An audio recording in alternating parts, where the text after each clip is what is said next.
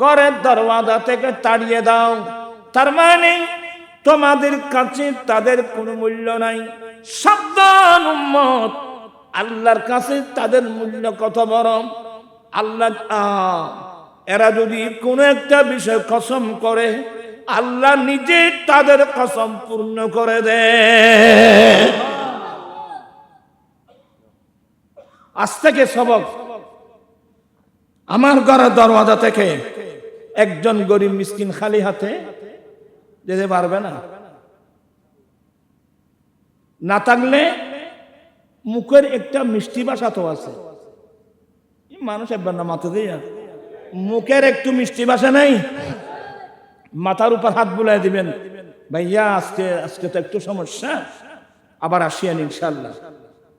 আর পারলে একটা কাজ করবেন, আপনি কানা খাচ্ছেন তো, তুমি কানা খেয়েছো, আসো আমার সঙ্গে কানা খাও। গরিবদেরকে নিয়ে সঙ্গে খানা খাবেন। আর তো খানা খাইতাম তাই যে বড় মন্ত্রী মিনিস্টার হলই, আচ্ছা লাভটা কি? মন্ত্রী মিনিস্টারদেরকে নিয়ে খানা খাচ্ছেন, লাভটা কি? গরিব দিক নিয়ে খানা খাবেন। আমার নবী বলেন, তাআমুল ওয়াহিদে ইয়াকফিল ইসনাইন, একজনের খাবার দুইজনের জন্য যথেষ্ট, দুইজনের খাবার চারজনের জন্য যথেষ্ট। তার মানে উম্মত, তোমার জন্য তুমি যেটা রান্না করেছো সবগুলো তুমি এককভাবে খেও না, আরেকজন গরিবকে টেনে নিয়ে দুইজনে বসে খানা খাও, দুজনেরই পেট ভরে যাবে। এই আদর্শ বিশ্ববাসীকে আমার নবী উপহার দিয়েছেন। সুবহানাল্লাহ। এই ভালোবাসা, এই মায়া, এই মমতা আর কোথায় পাবেন রে বাবা? গরিব নওয়াজের জীবনে দেখেন, 9.5 বছর বয়সে 30 পারা কোরআন পাকের হাফেজ। গরিব নওয়াজ 9 বছর বয়সে 30 পারা কোরআন পাকের কি হাফেজ। আপনারা তো অলিভক্ত, নিজের ছেলেকে হেফজখানায় দিয়েছেন। হ্যাঁ কইলে তোরা কষ্ট দেবে। আপনি কোন ধরনের গরিব নওয়াজের ভক্ত? আর গরিব নওয়াজ হয় মজ্জারা যারা হাদ্দি খামর হাম কিচ্ছু নেই। গরিব নওয়াজ কয় বছর বয়সে হাফেজ? তাহলে আমরা যারা সত্যিকার গরিব নওয়াজকে ভালোবাসি, তাহলে আজকে আমাদের একজন ছেলেকে আমরা হেফজখানায় দেব। আমি আমার একজন ছেলেকে হাফেজে কোরআন বানাবো। আজকে চোখের পানি আসে, হাফেজ কোরআন তো না। আমার আম্মি জান এখনো আছে আলহামদুলিল্লাহ। ওই মাহফিলে দোয়া চেয়েছি, আপনাদের কাছে দোয়া চাচ্ছি, আল্লাহ যেন গরিব নওয়াজের উসিলায় আমার আম্মি জানতে যেন সুস্থতা দান করে। হায়াত না থাকলে আল্লাহ যেন সাকরাতটা যেন আসান করে দেয়, সজ্ঞানে কলমা পড়ে যেন দুনিয়া থেকে যেতে পারে।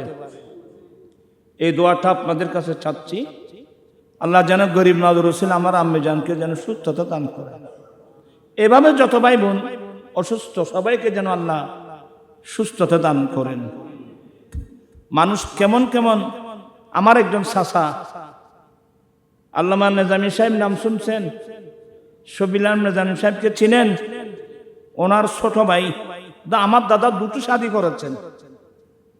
আমার মেইন দাদি যিনি, ওনাকে আমরা দেখি নাই, দেখেছি উনি মারা যাবার পরে যে শাদী করেছেন উনি এখনো আছেন। ওই ঘরের মধ্যে আল্লামা নেজামী সাহেব হয়েছেন।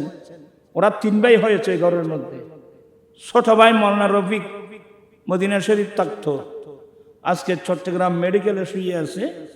দুটা কিডনি কি হয়ে গেছে। আবার আমার দাদিজি, উনিও নেজামী সাহেবের আম্মা, উনি যে কোনো মুহূর্তে চলে যাবেন। আমার আম্মি জানে কি অবস্থা। এভাবে হাজার হাজার নারী পুরুষ মেডিকেলে গেলে তারপর বোঝা যায়। এখন আমাদের ছেলেরা, যুবক, অনেক যুবতী মেয়েরা পর্যন্ত টাকার বান্ডিল নিয়ে যাচ্ছে যে কক্সবাজারে। কোথায়? কক্সবাজারে। কি করার জন্য গিয়েছেন এখানে? তুমি জানো, তোমরা জানো কি করতেছো।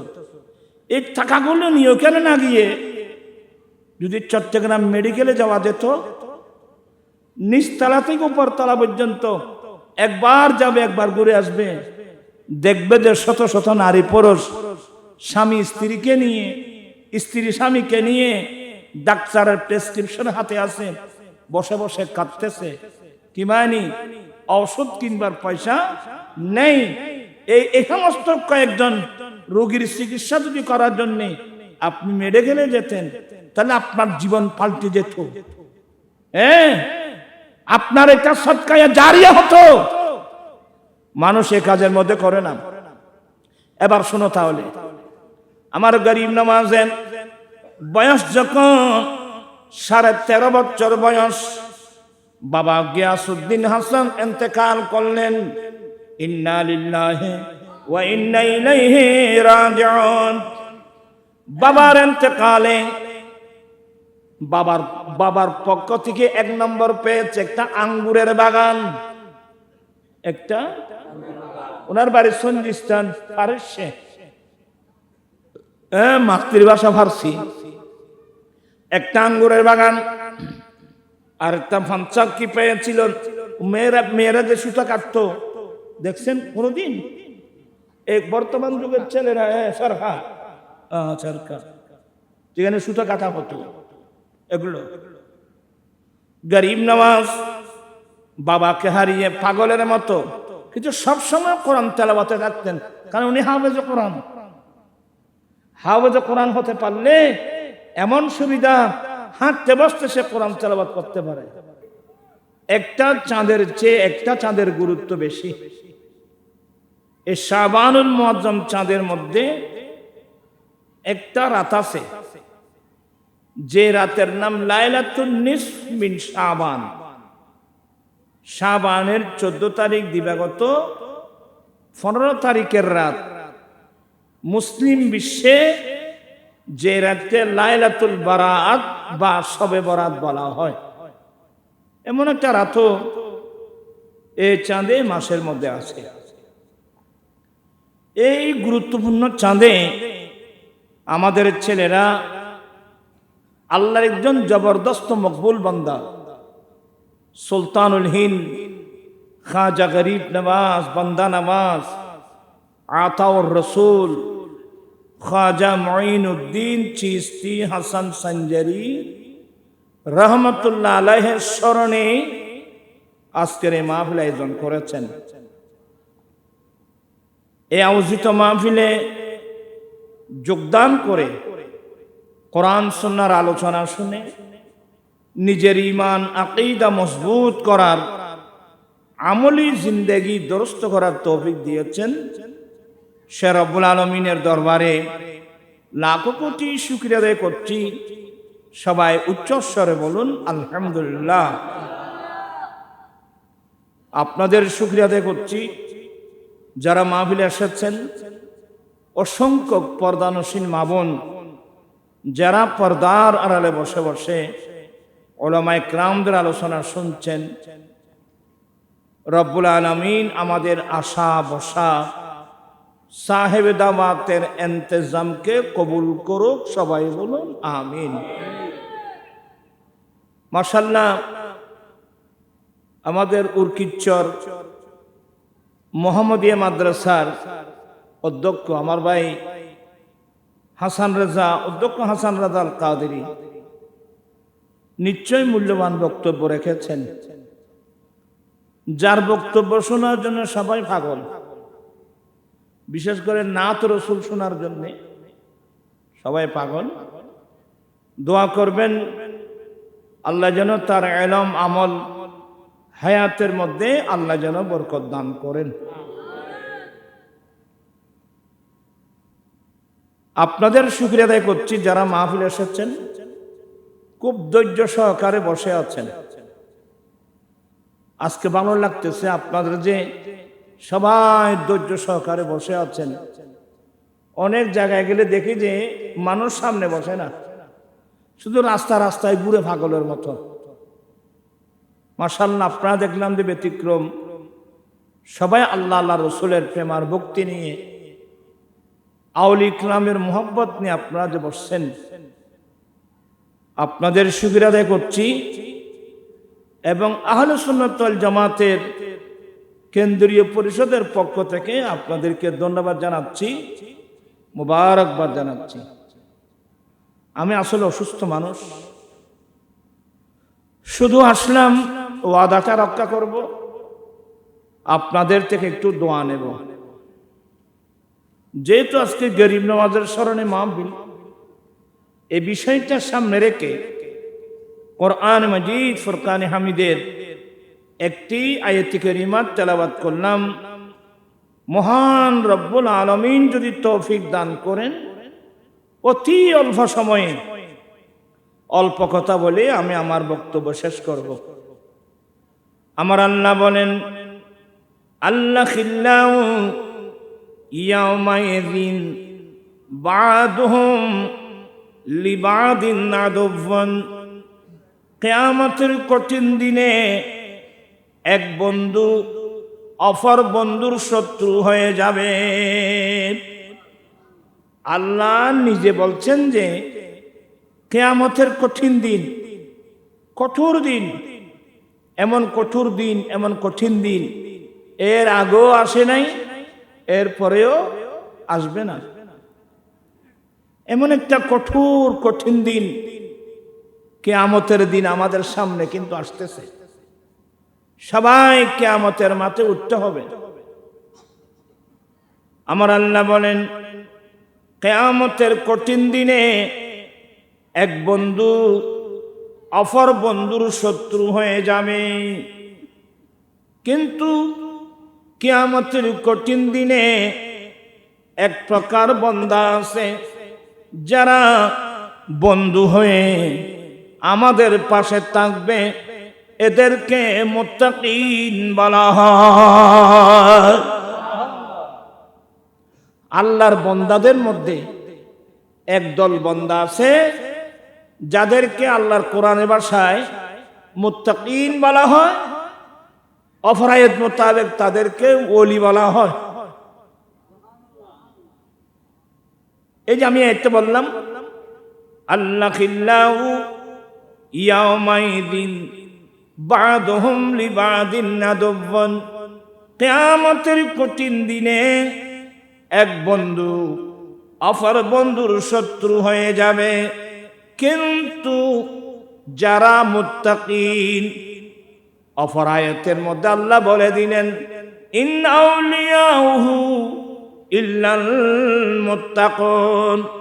একমাত্র মুত্তাকিরাই হলো আল্লাহর ওলি। যারা আল্লাহর ওলি, আলহামদুলিল্লাহ, আমরা যারা আহলে সুন্নাত ওয়াল জামাতের মতাদর্শী মানুষ আমরা যারা আছি, আমরা আউলিয়া ইকরামদেরকে ভালোবাসি। কথা বলছেন এখন? আমরা আউলিয়া ইকরামদেরকে কেন? আল্লাহর কোরআন মোতাবেক এরাই কিয়ামতের কঠিন দিনে আপনার পাশে আমার পাশে বন্ধু হয়ে কাজ করবে। চিৎকার দিয়ে বলুন না সুবহানাল্লাহ। আর বাকি বন্ধুগুলো, দুনিয়া তো বন্ধু বহুত, আর ফলত তো বন্ধু বান্ধব একখানা বেশি। এখন আধুনিক যুগ, ছেলেদের জন্য গার্লফ্রেন্ড, মেয়েদের জন্য বয়ফ্রেন্ড, যে শব্দগুলো ইহুদি নাসারা ব্যবহার করত, এখন এগুলো মুসলমানের মধ্যে এসে গেছে। ছেলে মেয়ে প্রত্যেকের আছে, সবাই সতর্ক। আমার জীবন মরণ সাজাব মাদানী রঙে, আমার জীবন মরণ। তোরা তো এখন নরম গিয়ে যাবো। শীতকালে ফেনার বুতু বেদা মাছ ওজন থাকতো, তোরা তো বেকুন বেদা মাছ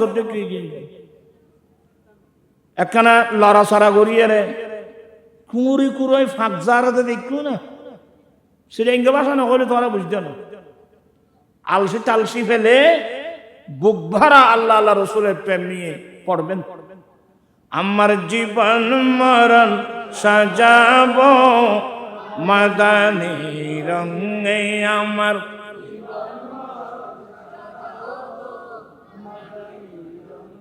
সেই রঙে রঙিন হলে আল্লাহ রসুল থাকবি আমার সঙ্গে, আমার জীবন মরণ, আমার জীবন আমার মরণ আমি সাজাবো মাদানী রং দিয়ে। মাদানী রঙের অর্থ হলো আমার দয়াল নবীর সুন্নত দিয়ে। আমরা রসুল করিম সাল্লাল্লাহু আলাইহি সাল্লামের সুন্নত দিয়ে আমরা আমাদের জীবনকে সাজাতে চাই কি চাই না? সাজাতে পারলে কবরে, হাসরে, কিয়ামতের কঠিন দিনে আপনার পাশে আমার পাশে কেউ নাই, আমার দয়াল নবী তো কিন্তু থাকবেন। আল্লাহু আকবার, ইয়া রাসূলুল্লাহ। আমার ভাইরা, আমরা যে কথাটা, আমি যে কথাটা বোঝাতে চেয়েছিলাম, আমরা দুনিয়াতে অনেক বন্ধু বলি, বন্ধু বুঝেন, ছেলেদেরকে বলছি, মেয়েদেরকে বলছি, আপনার পকেটে টাকা আছে, বন্ধুর কোনো অভাব নাই। পকেটে টাকা আছে, বন্ধুর অভাব নাই। আসলে এগুলো বন্ধু না, এরা তোমার পকেট খালি করার জন্য আসছে। কথা বুঝছেন? এখানে বাপ চাচার বয়স্ক অনেক মুরব্বী আছেন, বলতে অনেক সময় নিজের কাছে লজ্জা লাগে। আপনার পকেটে টাকা আছে, বন্ধুর অভাব নাই। আপনার শরীরে যৌবনতা আছে, বান্ধবীর অভাব নাই। পকেটের টাকাও শেষ, যৌবনতাও শেষ। দেখবেন যে আশেপাশে, হ্যাঁ, এই জন্যে মনীষীরাই বলেন বিপদেই বন্ধুর পরিচয়। কথা বলছেন এখন, আপনার কথা বুঝছেন না? আপনি যেদিন বিপদে পড়বেন সেদিনে বন্ধুর পরিচয় পাওয়া যাবে। আমার ভাইয়েরা, একটু ঠান্ডা মেজাজে শুনবেন। আমার ভাইয়েরা, সবচেয়ে বড় বিপদের দিন কিয়ামতের মাঠ। এটা ফুয়া কদুন কথা কদিন বেগম বারত চড়া দিয়েছে। আমার আল্লাহ নিজে বলেন, ইয়াউমা ইয়াফিরুল মারউ মিন আখিহি, কিয়ামতের কঠিন দিনে ভাই থেকে ভাই পালিয়ে যাবে, স্বামী থেকে স্ত্রী, স্ত্রী থেকে স্বামী, এক কথায় ডানে বামে, সামনে পিছনে কেউ নাই। শুধু তাই না রে বাবা, এমন একটা কঠোর দিন, কঠিন দিন, তো বিপদেই তো বন্ধুর পরিচয়। আমার আল্লাহ বলেন কিয়ামতের কঠিন দিনে এক বন্ধু অপর বন্ধুর শত্রু হয়ে যাবে, কিন্তু এক প্রকার বান্দা আছে, এদেরকে মুত্তাকিন বলা হয়।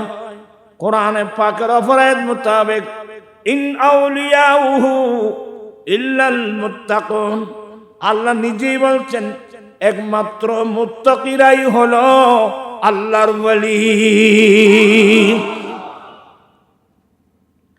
আমরা এই জন্য তো আউলিয়া কিরামদেরকে ভালোবাসি। এরা কিয়ামতের মাঠে বিপদ মুসিবতে এরা আমাদের বন্ধু হয়ে কি করবে? কাজ করবে। আর দুনিয়ার বন্ধু জীবন আছে ইং ঘরে, এরা হলো সুযোগ সন্ধানী। পকেটে টাকা আছে, বন্ধু টাকা শেষ, ওইছে না মাতিয়া, টাকা শেষ, বন্ধু শেষ। আইসুদের তো ফরজ আয় কলা জুরেন না, তুই তো একবারে যে গুজো দেখে নিয়ে গেছো তোর কেউ ভাবতে শীত লাগে নাকি সাহেব না ভরো পুরা বোঝন মাথার টুবিও না দোষ আয়াবাদী মেজাজি মিক্কে মানুষ আয় সৌবন দেন না পারে নবীর সুন্নত মোতাবেক চলিলি সমস্যা আছে না বাদী মাথায় টুপি দিলে মানুষের সৌন্দর্য বাড়বে না কমবে আমার নবী বলেন ইন্নাল্লাহা জামিলুন ইন্নাল্লাহা জামিলুন ইউহিব্বুল জামাল আল্লাহ নিজে সুন্দর আল্লাহ সুন্দরকে পছন্দ করে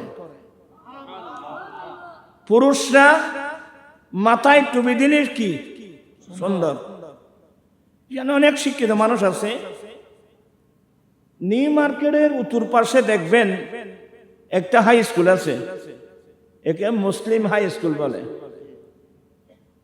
আমি কি বুঝতে পারছি এটাকে মুসলিম হাই স্কুল বলে কিন্তু সেই স্কুলে গেলে দেখবেন যে হাজার হাজার ছাত্র প্রত্যেকের মাথায় কি টুপি দেখতে কত সুন্দর এ তোমার আর ভগদুন এ ফলার মতো ইয়েলার মতো কেতনকে দূর দেয় কোথায় মাথার টুপি কোথায় মাথার চুলের মধ্যে তেল মালিশ করা কোথায় সিরিনে দিয়ে চুলগুলো আচরানো ছাগলের মতো ধরতেছেন ইসলাম বেশি সুন্দর ধর্ম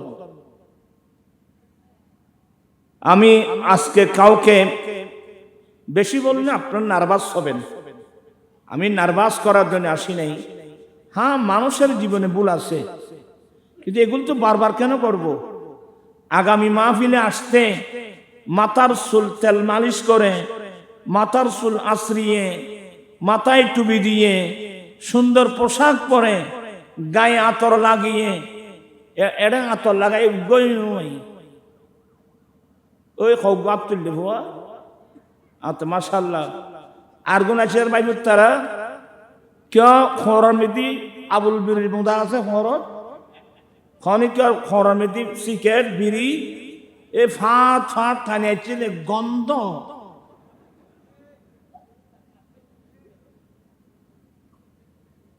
আমরা এভাবে কেন চলবো বাবু সবাই মহব্বতের লোক নুরি হুজুর জিন্দাবাদ দাও আমি মহব্বতটা কাজে লাগাতে চাচ্ছি আমাকে টাকা দিতে হচ্ছি না তুমি আমি নবীর সুন্নত মোতাবেক চললে সুন্দর না কথা বলছে না কেন সুন্দর না এটাই বলতে চাচ্ছি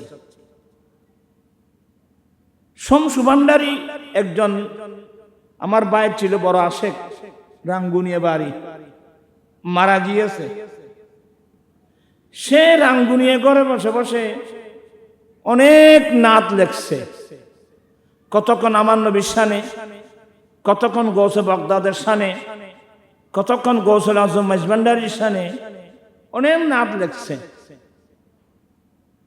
তন্মধ্যে একটা নাত দেখলাম তোরা ভরিতে পারিবে না কুড়ি কুড়োর দেখে একবারে যে অবস্থা বুঝছিস হ্যাঁ মন করনা কি রে রাগে যাবে যে কবরে মন করনা কি রে রাগে যাবে যে আমন এ দরদি মদিনা শাহ সে বলছে যে আমি মারা গেলে আমার কবরে আমার দয়াল নবীর হাদিস মোতাবেক মুনকার নাকির দুজন ফেরেশতা আসবে আমার কবরে আমাকে পরীক্ষা করার জন্য কিন্তু ভাইয়া শোনো আমার কবরে মুনকার আর নাকির আসার আগে আমার একজন দরদি ব্যক্তি আমার কবরে আসবে যিনি মদিনাতুল মুনাওয়ারায় আছেন নবী আই বুঝে আর হনাই বেড়ে আর কি আসবে না আজকে যাদের স্লোগান দিচ্ছেন যাদের পিছনে পিছনে জীবন কাটাচ্ছেন এরা একটাও আপনার কবরে মুসিবতে আসবে ভাবিয়া করিও খাস, করিয়া ভাবিও না। তো বলতেছে যে রব্বি হাবলি উম্মতি কই কাঁদবে রোজে হাশরে, রব্বি হাবলি উম্মতি কই কাঁদবে রোজে কিয়ামতের কঠিন দিনে রব্বি হাবলি উম্মতি বলে বলে উম্মতের জন্য আল্লাহর কাছে কান্নাকাটি করবেন। আর রব্বি হাবলি উম্মতি কয় কাঁদবে রোজে হাশর, পাপীর মাফি সজদায় পড়বে, পাপী উম্মতের পাপ মাফ করানোর জন্য পাপীর মাফি সজদায় পড়বে আল্লাহর দরবারে, মুনকার নাকিরের আগে সবাই মুনকার নাকিরের আগে যাবে যে আমান এ দরদি মদিনা, কখন যাবে মিজান পাল্লা ওজন কেমনে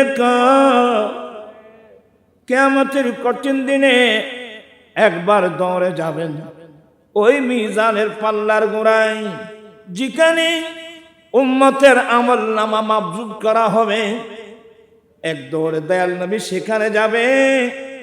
কোন উম্মতের আমল নামা মাপজুবের মধ্যে কি কমতি হচ্ছে এটা দেখার জন্য আমার নবী একদর ওখানে যাবেন। সেটা বলছেন কখন যাবে মিজান পাল্লা ওজন কেমনে কখন যাবে দৌড়ে দৌড়ে, কখন যাবে দৌড়ে দৌড়ে ফুল সেরাতির পারে, মুনকার নাকির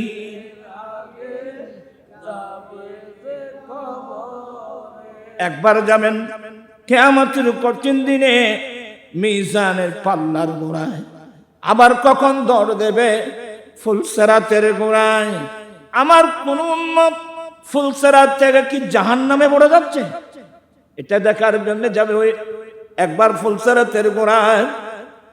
তো লাস্টে কি বলছেন জানেন, এই দরদির জায়গা শামসু রাখিও অন্তরে, এই দরদির জায়গা শামসু রাখি।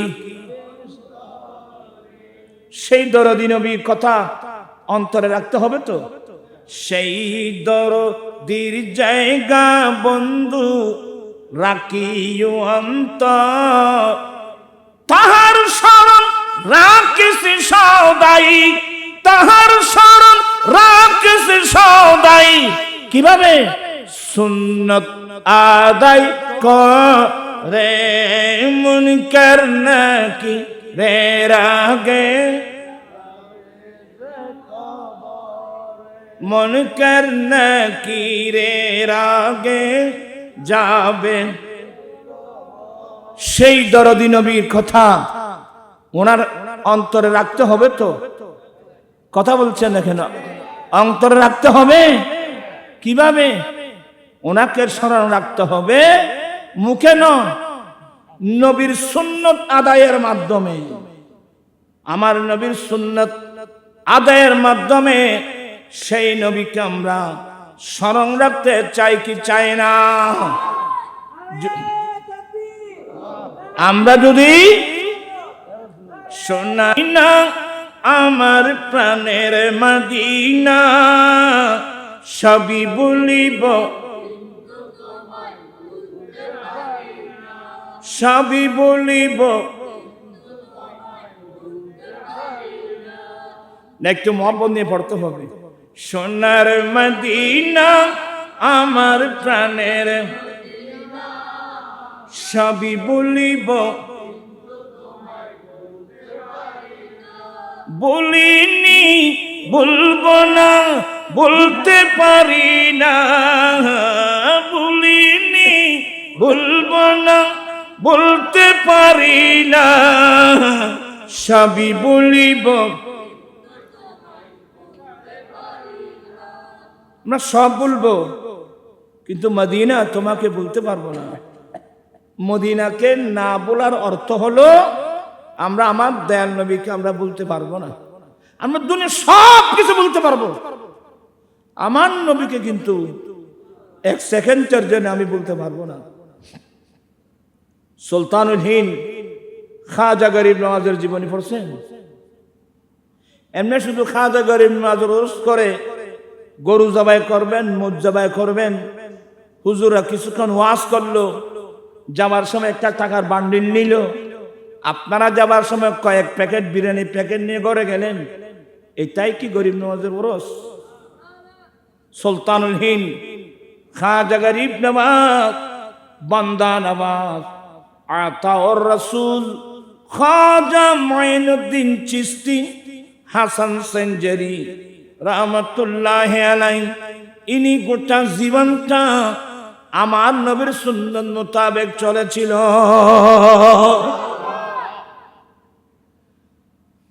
আজকে আপনারা গরিব নওয়াজের যে উরস করতেছেন, গরিব নওয়াজ ওনার উপাধি হয়ে গেল গরিব নওয়াজ, ওনার নাম হাসান। খাজা গরিব নওয়াজের নাম কি বললাম? হাসান। অনেকে নামও জানেন। খাজা বাবার নাম হাসান।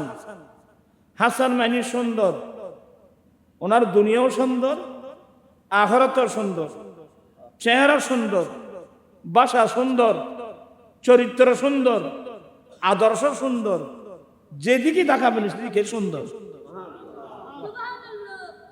আমি সবাইকে বলবো খাজা গরিব নওয়াজের নাম হাসান। হাসান মানে সুন্দর। সেই সৌন্দর্যগুলো আমাদের চরিত্রে আদর্শের মধ্যে আসা দরকার আছে কিনা? আমার ভাইয়েরা, ওনার নাম হাসান, ওনার বাবার নাম গিয়াসউদ্দিন হাসান, ওনার আম্মি জানের নাম বিবি উম্মুল ওয়ারা, বিবি মাহে নূর। আমার নবীর বংশধর, মা বাবা উভয় দিক দিয়ে আমার নবীর বংশধর। ইনি গৌসে পাক, গৌসে পাকের আফান ছাস্তবুনের ছেলে। খাজা গরিব নওয়াজ গৌসে পাকের আফান ছাস্তবুনের ছেলে। গৌসে পাকের উপাধি মহিউদ্দিন, গরিব নওয়াজের উপাধি মঈনুদ্দিন। আল্লাহু আকবার। বেশি ওয়াজ লাগবে না বাবা, এই দুই শব্দের মধ্যে শেষ। আমার গৌসে পাকের উপাধি মহিউদ্দিন। মহিউদ্দিন শব্দের অর্থ দিন কো জিন্দা করনে ওয়ালা, ধর্মের পুনর্জীবন দানকারী। আর গরিব নওয়াজের এক উপাধি হলো মঈনুদ্দিন, দ্বীনের বড় সাহায্যকারী। দ্বীনের বড়। আসলে রাত তো গভীর হলো, আপনাদেরও কষ্ট হবে, আমারও। আমার গরিব, ওনার উপাধি গরিব নওয়াজ কেন হলো? গরিব দরদি। উনি গরিব দরদি তখন না, উনি আল্লাহর দরবারে এমন ফরিয়াদ করেছেন, কিয়ামত পর্যন্ত যারা গরিব নওয়াজের দরবারে যাবে এরাও যেন খালি হাতে না আসে। কথা বলছেন না কেন? আমরা এক সময় নাত পড়তাম, এখন তো নাত এগুলো পড়ার লোক নেই। हम चांदनी को ख्वाजा के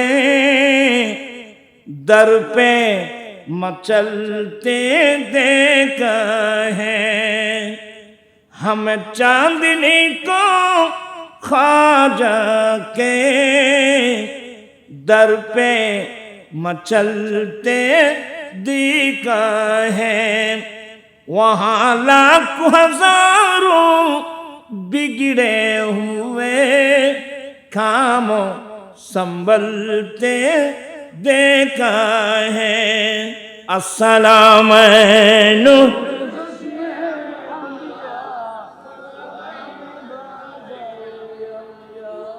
अजमेर में जो जाते हैं वो झूली भर बरकलाते हैं वहां लाखों हजारों बिगड़े हुए अरे तकदीर बदलते देखा है हमें चांदनी को ख्वाजा के दर पे मचलते देखा जरूरत है ना भी आगुन आए बन्नर का से दुनिया बेसी जिन्होंने भाई होत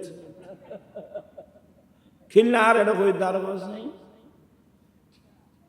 अजमेर की गलियां रोशन है वहां खुदा की रहमत बरस रही है अरे अजमेर की गलियों में वलियों को टहलते देखा है हमें चांदनी को ख्वाजा के दर पे मचलते देखा है अस्सलाम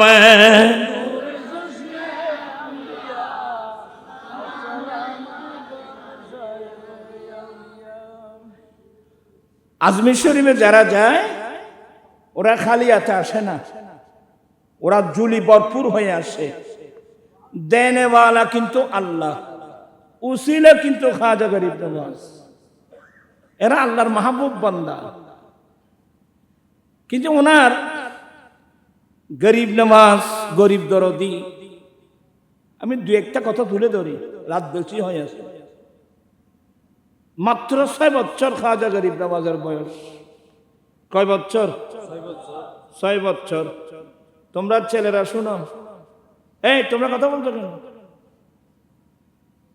কিরে তোমরা আমার দিকে চান না ওদিকে কথা বলছো খাজা গরিব নওয়াজের কথা শুনো এ তোমার মতো ছোট ছিল তো খাজা গরিব নওয়াজের বয়স 6 বছর বাবা গিয়াসউদ্দিনের হাত ধরে ঈদগাহে যাচ্ছিল কোথায় ঈদগাহে ঈদের নামাজ পড়তে সামান্য জায়গা যেতে দেরি গরিব নওয়াজ দাঁড়িয়ে গেলেন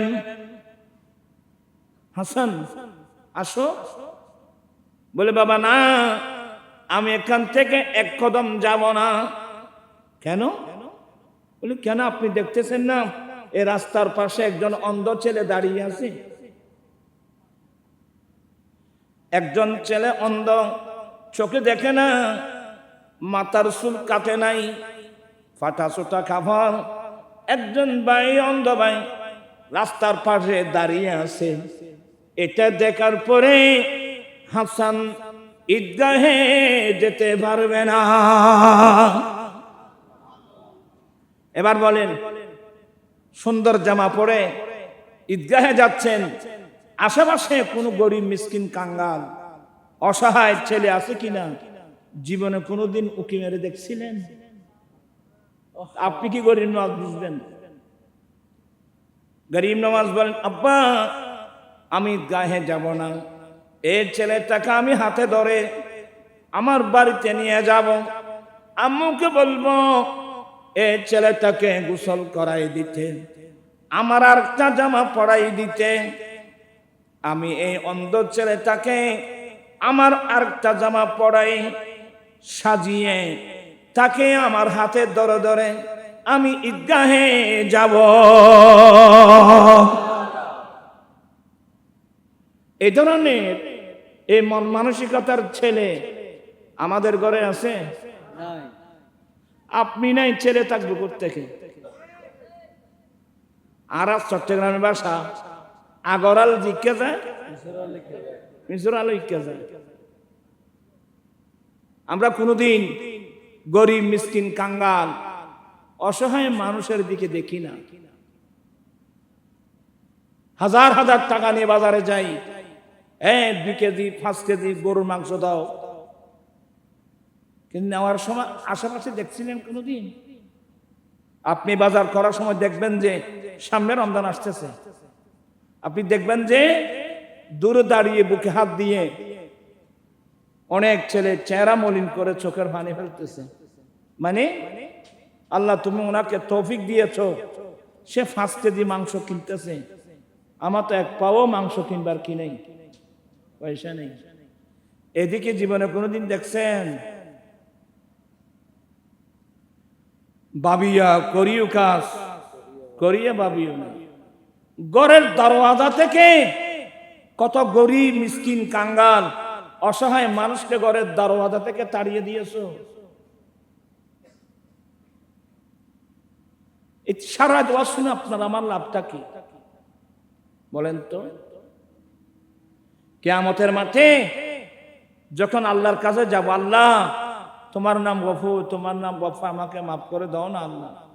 আল্লাহ বলবে যে তোমাকে তো মাফ করতাম, কিন্তু সেদিন আমি তোমার ঘরের দরওয়াজায় গিয়েছিলাম, তুই তো আমাকে তাড়িয়ে দিয়েছিস। হ্যাঁ আল্লাহ, তুমি আমার ঘরের দরওয়াজায় গিয়েছো? বলে কেন? অমুক তারিখ তোমার ঘরের দরওয়াজায় 2-3 জন 3-4 জন গরিব মিসকিন কাঙ্গাল যায় নাই। আরে ওরা যায় নাই, আমি তাদেরকে তোর দরওয়াজায় পাঠিয়েছি তোকে পরীক্ষা করার জন্য। কি পরীক্ষা? এই বান্দা তোর ঘরের দরওয়াজায় এই অন্ধ গরিব মিসকিন ভিক্ষা চাচ্ছে, আমি চাইলে এদের মতো তোকেও তো গরিব বানাতে পারতাম। এক দ্বিতীয় নম্বর, তুই তাদেরকে আদর করে, কারণ আল্লাহ কোরআনে বলেন ইন্নামাল মুমিনুনা ইখওয়া, মুমিন মুমিন ভাই ভাই। আপনি পয়সাওয়ালা, আপনি বড় ভাই, এই মিসকিন আপনার ছোট ভাই। বড় ভাই ছোট ভাইকে আদরে করে, ঘৃণা করে না। কিন্তু তোমরা তো গরিব মিসকিন কাঙ্গাল দেখলে এদেরকে ঘৃণা করে তাড়িয়ে দিই। এটার নাম ইয়াদউল ইয়াতীম ওয়ালা ইয়াহুদ্দু আলা তাআমিল মিসকিন। আপনারা দেখেন, আমি দেখাই দিচ্ছি আপনাদেরকে। একসময় হাজার হাজার কোটি টাকার মালিক, বর্তমান অক্তের মতাজ। এমন মানুষ আপনাদের এখানে নাই বলে না? হ্যাঁ, একসময় হাজার হাজার কোটি টাকার মালিক, বর্তমান অক্তের মতাজ। তার কারণটা কি? আল্লাহ তো বলছেন লাইন শাকারতুম লাযীদান্নাকুম। বান্দা, আমি যে তোমাদেরকে নিয়ামত দিয়েছি, এই নিয়ামতের শুকরিয়া আদায় করলে আমি নিয়ামত আরো বাড়িয়ে দেব। তাহলে বোঝা গেল আপনি গরিবদেরকে ভিক্ষা দেন নাই, ঘরের দরওয়াজা থেকে তাড়িয়ে দিয়েছেন। এবার হাদিস সরো আইসুদের তো ভান্না ভরো না কিছুক্ষণ। কালা আর ভাইতে না বাইফ তাই ওরা মুখ চোখ বান্ধু দে, এরে করুন তরুণ আসতো না বাইফ, মুখিং খুলি দেছো না, মুখ বাঁধা তাইলে ভান্না ভরবে কেন? কালা রাসূলুল্লাহি সাল্লাল্লাহু আলাইহি ওয়াসাল্লামা রুব্বা আশআসা মদফুইন বিল আবওয়াব লাউ আকসামা আলাল্লাহি লা বাররাহু।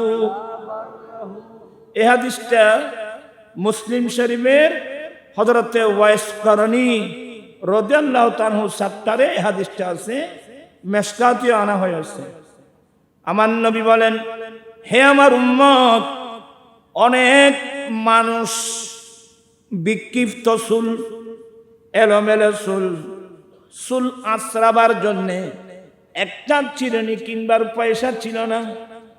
এলোমেলো চুল, ফাটা সুটা কাপড়, মদফুইন বিল আবওয়াব, যাদেরকে দেখলে তোমরা ঘৃণা করে ঘরের দরওয়াজা থেকে তাড়িয়ে দাও। তার মানে তোমাদের কাছে তাদের কোনো মূল্য নাই। সাবধান উম্মত, আল্লাহর কাছে তাদের মূল্য কত বড়। আল্লাহ এরা যদি কোনো একটা বিষয় কসম করে আল্লাহ নিজে তাদের কসম পূর্ণ করে দেয়। আজ থেকে সবক, আমার ঘরের দরওয়াজা থেকে একজন গরিব মিসকিন খালি হাতে যেতে পারবে না।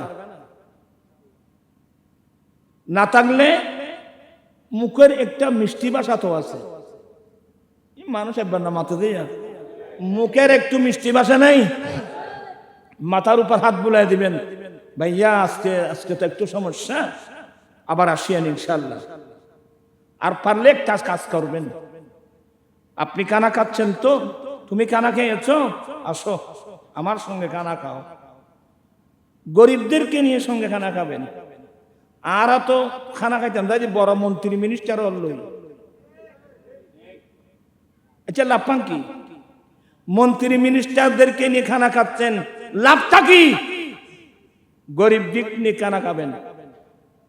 আমার নবী বলেন, তাআমুল ওয়াহিদে ইয়াকফিল ইসনাইন, একজনের খাবার দুইজনের জন্য যথেষ্ট, দুইজনের খাবার চারজনের জন্য যথেষ্ট।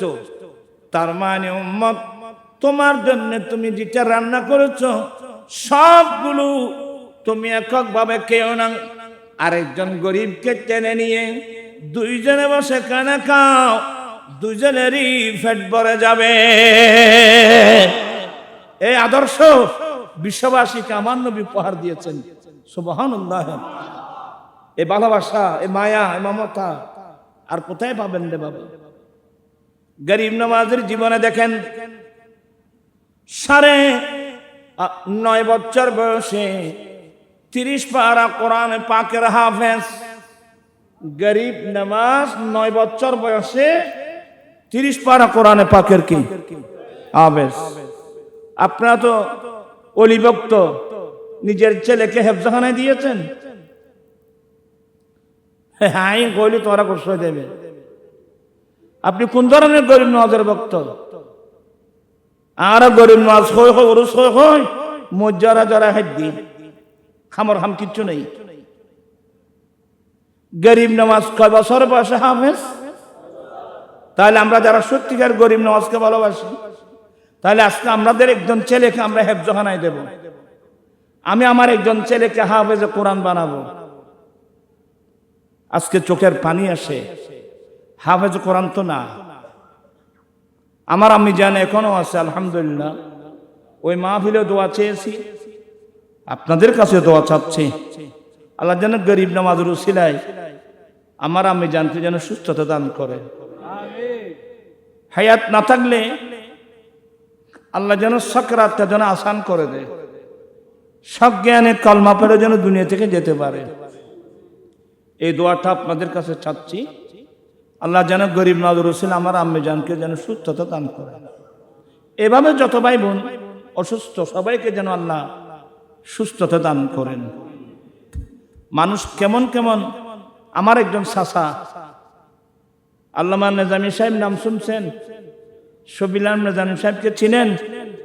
ওনার ছোট ভাই, আমার দাদা দুটো শাদী করেছেন। আমার মেইন দাদি যিনি, ওনাকে আমরা দেখি নাই, দেখেছি উনি মারা যাবার পরে যে শাদী করেছেন উনি এখনো আছেন। ওই ঘরের মধ্যে আল্লামা নেজামী সাহেব হয়েছেন। ওরা 3 ভাই হয়েছে ওই ঘরের মধ্যে। ছোট ভাই মৌলানা রফিক মদিনা শরীফ থাকতো, আজকে চট্টগ্রাম মেডিকেলে শুয়ে আছে। দুটা কিডনি কি হয়ে গেছে। আবার আমার দাদিজি, উনিও নেজামী সাহেবের আম্মা, উনি যে কোনো মুহূর্তে চলে যাবেন। আমার আম্মি জানে কি অবস্থা। এভাবে হাজার হাজার নারী পুরুষ মেডিকেলে গেলে তারপর বোঝা যায়। এখন আমাদের ছেলেরা, যুবক, অনেক যুবতী মেয়েরা পর্যন্ত টাকার বান্ডিল নিয়ে যাচ্ছে যে কক্সবাজারে। কোথায়? কক্সবাজারে। কি করার জন্য গিয়েছেন এখানে? তুমি জানো, তোমরা জানো কি করতেছ। এই টাকাগুলো নিয়ে ওখানে না গিয়ে যদি চট্টগ্রাম মেডিকেলে যাওয়া যেত, নিচতলা থেকে উপরতলা পর্যন্ত একবার যাবে, একবার ঘুরে আসবে, দেখবে যে শত শত নারী পুরুষ স্বামী স্ত্রীকে নিয়ে, স্ত্রী স্বামীকে নিয়ে ডাক্তারের প্রেসক্রিপশন হাতে আছে, বসে বসে কাঁদতেছে। কি মানে ঔষধ কিনবার পয়সা নেই। এই সমস্ত কয়েকজন রোগীর চিকিৎসা যদি করার জন্য আপনি মেডিকেলে যেতেন, তাহলে আপনার জীবন পাল্টে যেত। আপনার এটা সদকায়ে জারিয়া হতো। মানুষ এ কাজের মধ্যে করে না। এবার শোনো তাহলে, আমার গরিব নওয়াজের বয়স যখন 13.5 বছর বয়স, বাবা গিয়াসউদ্দিন হাসান ইন্তেকাল করলেন। ইন্না লিল্লাহি ওয়া ইন্না ইলাইহি রাজিউন। বাবার ইন্তেকালে বাবার পক্ষ থেকে 1 নম্বর পেয়েছে একটা আঙ্গুরের বাগান। একটা ওনার বাড়ি সঞ্জিস্তান ফারসে, মাতৃভাষা ফার্সি। একটা আঙ্গুরের বাগান আর একটা ফাঞ্চার কি পেয়েছিল। মেয়েরা যে সুতা কাটতো দেখছেন কোনদিন? এই বর্তমান যুগের ছেলেরা সরকার যেখানে সুতা কাটা হতো, এগুলো। গরিব নওয়াজ বাবাকে হারিয়ে পাগলের মতো, কিন্তু সবসময় কোরআন তেলাওয়াতে থাকতেন, কারণ উনি হাফেজে কোরআন। হাফেজে কোরআন হতে পারলে এমন সুবিধা, হাঁটতে বসতে সে কোরআন তেলাওয়াত করতে পারে। গরিব নওয়াজ 6 মাস যেতে না যেতে মাম্মি জান উম্মুল ওয়ারা বিবি মাহে নূর দুনিয়া থেকে ইন্তেকাল হয়ে গেলেন। 14 বছর বয়স। আমাদের হানফি মাযহাব মোতাবেক ছেলেরা বালেগ হয় কয় বয়সে? 14 বছরের শেষ, 15 বছরের শুরু। এ সময়ের মধ্যে ছেলেরা কি হয়? বালেগ হয়। গরিব নওয়াজ 14 বছরের ছেলে, মা বাবাকে হারিয়ে পাগল পাড়া। তো গরিব নওয়াজ বাবার মৃত্যুর পর থেকে বাগানের দায়িত্ব ওনার হাতে। গাছ কাটার প্রয়োজন গাছ কাটা হতো, পানি দেওয়ার প্রয়োজন পানি দিতেন, হাতে কাজ করতেন, মুখের মধ্যে কোরআনের তেলাওয়াত থাকতো।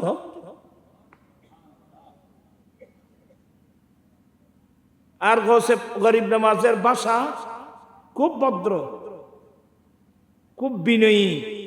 যেমন চেহারা সুন্দর, তেমনি ভাষা সুন্দর, তেমনি বিনয়ী। নসিব ভালো ছিল আর কি।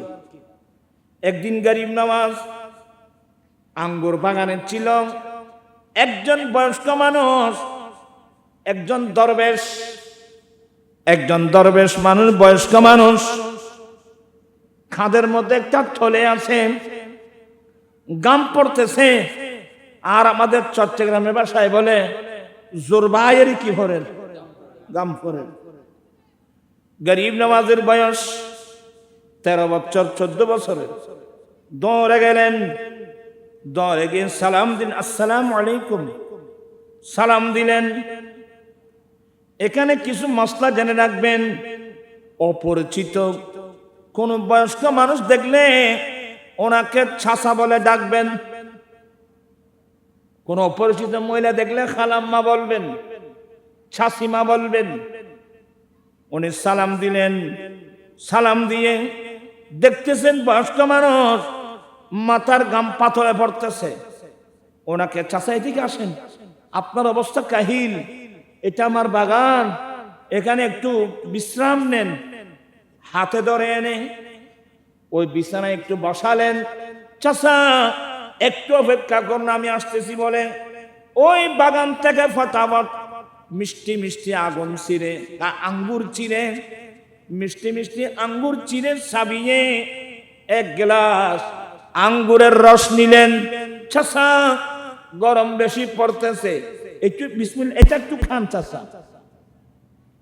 আচ্ছা, এই আদর্শওয়ালা ছেলে আমাদের ভাড়ার মধ্যে কয়জন আছে?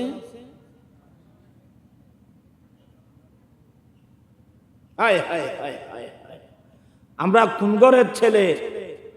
আমরা কোথায় চলে গেলাম রে বাবা? তবে একজন ছেলে আমি দেখেছি, আমার লাইফে একজন ছেলেকে দেখছি কুতুব দিয়ে যাওয়ার সময়, কুতুব দিয়ে ইমাম আলুসুন আল্লামা হাশমি রহমতুল্লাহ আলাইহ ছিল, আমরা এক নোহা 2 গাড়ি ছিলাম।